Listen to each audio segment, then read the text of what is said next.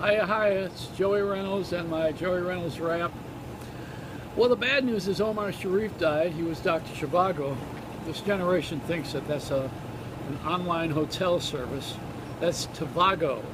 Boy, they spent a lot of money. I just furthered their reputation, see, by giving them a free plug. I'm going to get them to sponsor me. Oh, boy. I couldn't get a room over at the Motel 6, the Roche Motel. All right, what about Greece? They've settled now, huh? Well, the Greeks are famous for backing out of things.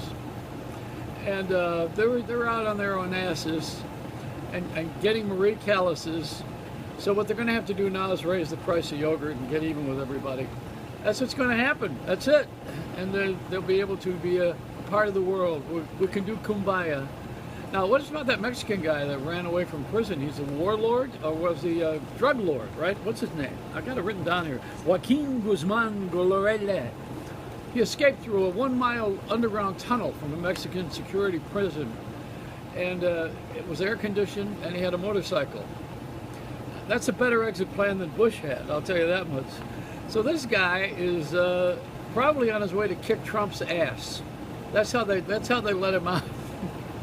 Speaking of that, you know, the beauty pageant was last night, wasn't it? Last night? The other day? Miss Oklahoma. She started out modestly as Miss Chicken Fried Steak and Enid, but worked her way up to be a full-course meal and a wonderful thing. Oh, yeah.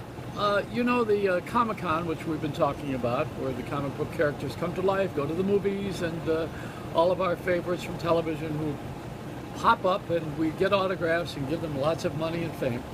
Well, the Comic-Con, half that word's true, they got Wonder Woman, who is an Israeli fighter. You know, I mean, all women learn to fight in Israel. This is like a badass Yenta. And she was wearing a Sloman shield, is what I'm told.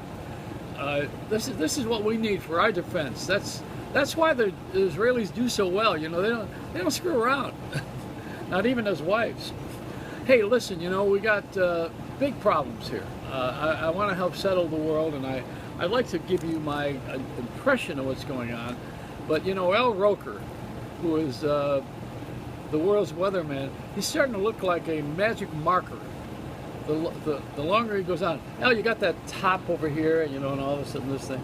Hey, I want to point it out to you because Al gets slighted they should have made him the anchor. He should have replaced Brian Williams. You know, Al's been there for as long as Willis Scott was. Remember him? He was the original McDonald's clown. They had him on for a long time. The weathermen are popular. I mean, Pat Sajak was a weatherman for years. Who else? David Letterman was a weatherman, and he was David Weatherman in Indiana, in Indianapolis. I want to congratulate somebody here. What I had marked down, what was it? I had to give somebody. Oh yeah, it was my doctor.